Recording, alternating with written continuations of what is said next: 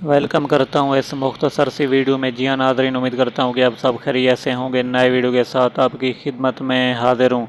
चलते हैं वीडियो की तफसीलात की जाने। प्यारे नाज़रीन, आपको बहुत बड़ी ब्रेकिंग न्यूज़ से आगाह करता चलूँ कि आज शहीन शाह अफरीदी का वलीमा कराची में मौजूद था। जी हाँ नाज़रीन, आपको बताते चलें कि पहले ही उन्होंने निकाह की तकरीब मुनक्किद की हुई थी और इसलिए अब वलीमा तैयार होकर तमाम खिलाड़ियों को मदऊ किया गया था। जी हाँ नाज़रीन, आपको बताते चलेंगे शाहिदा अफरीदी की बेटी शहीन शाह अफरीदी के साथ उसका निकाह हुआ है।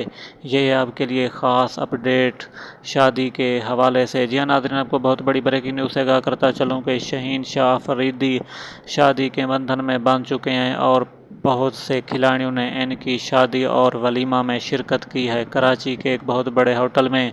ये आपके लिए ख़ास अपडेट। अगर चैनल पर नए हैं तो वीडियो को लाइक करें, शेयर करें और चैनल को सब्सक्राइब करना ना भूलें।